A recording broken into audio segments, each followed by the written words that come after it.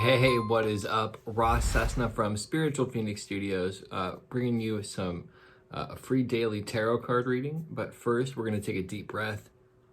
Breathe in. Hold it. Breathe out. Don't you feel better? If you do, drop a like, leave a comment. So today is November 16th.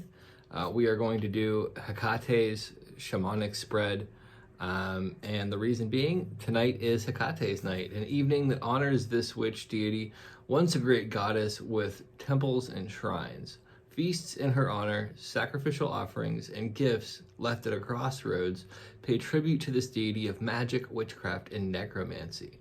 Here's the basic summation of the spread that we're about to do. Are you ready to travel between worlds? Hecates slipped easily between the realms of the living and the dead. Humans have long moved the same way using shamanic arts and most ancient spiritual practices known to man. This spread is based upon the shaman's three worlds, lower, middle, and upper.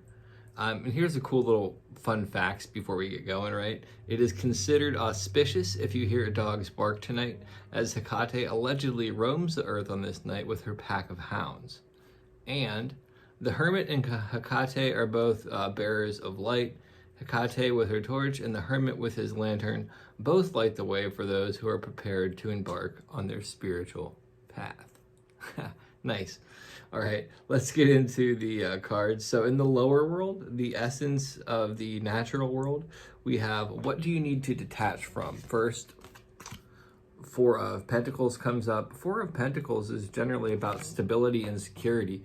You have to let go of the stability and security and kind of step into the unknown. This theme has been coming up a lot today of like journeying into the unknown and letting go of the structure that we so cling to. And ironically, this is a 4-year, 2020, 2 + 2 = 4. So it's about stability and structure, but we have to let go of that. And it's funny, with as chaotic as a year as this has been, we might not think of it as about stability and structure, but a lot of us have found a lot of stable ground because of the challenges we faced.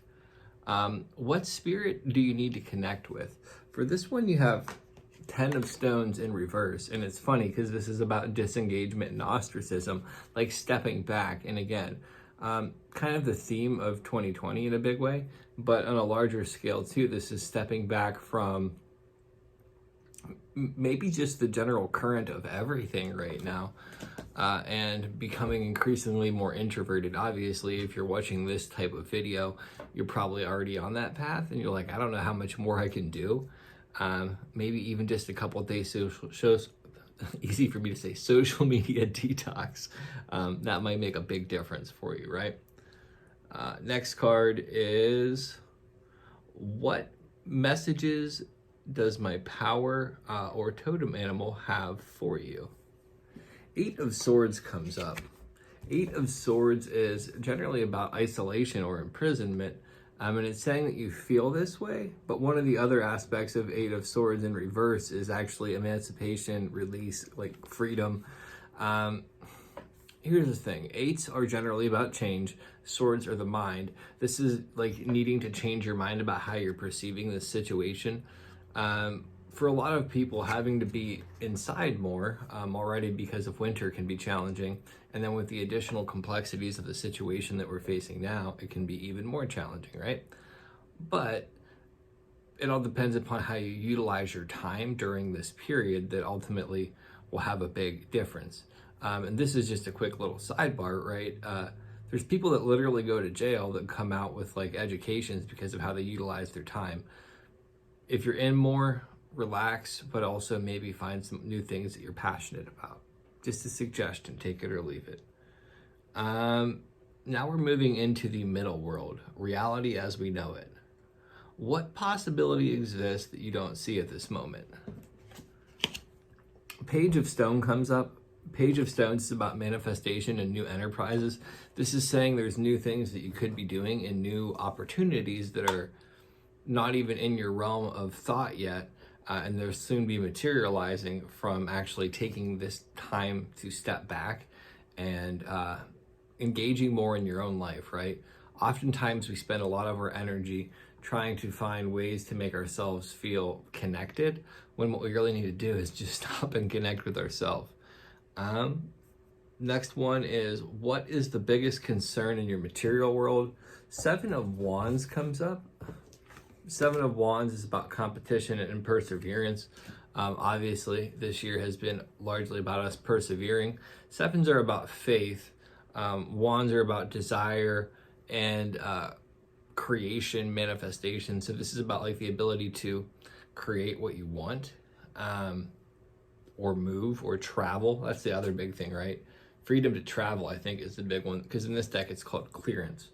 Freedom to move is one of the biggest concerns, but at the same time, that's going to be alleviated. And I like how perseverance is one of the words associated with this card, because we need a lot of perseverance right now in maybe getting through the slog of all of this, as so much of things have been impacted by it.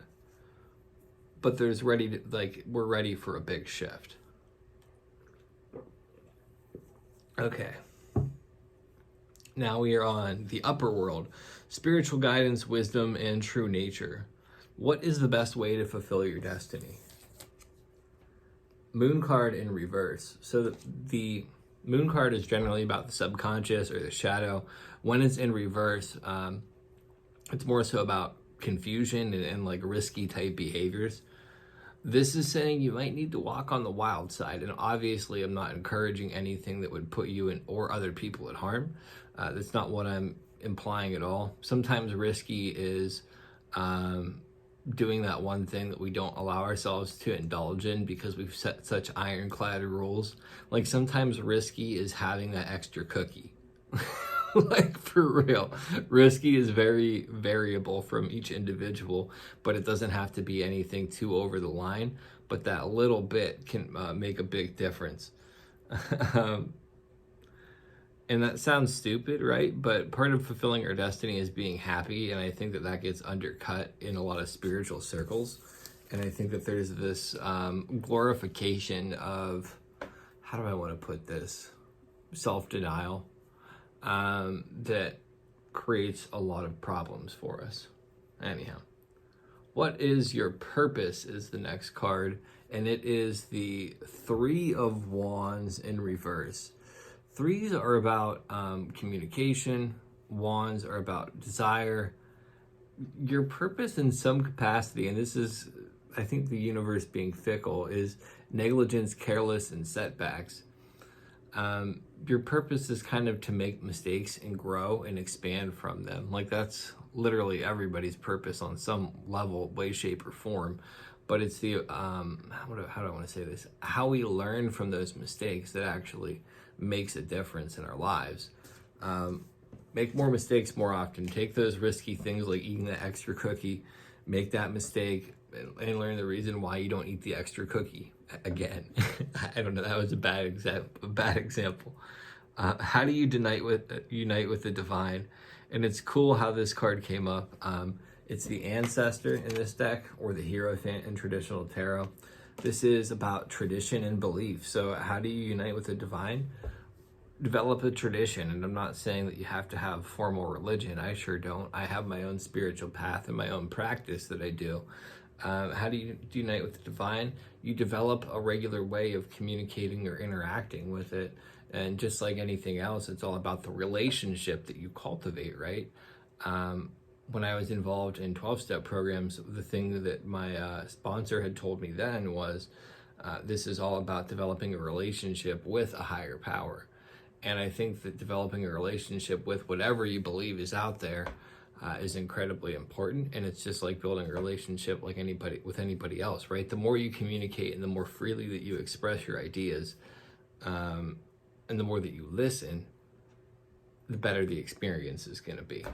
Anyhow, I hope that this reading was helpful for you.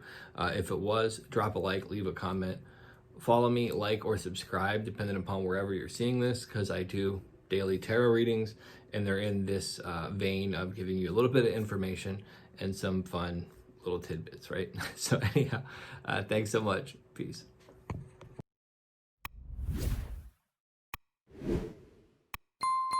Hey, thanks again for checking out my channel. If you haven't already, subscribe by hitting the phoenix down below and check out more of my videos over there.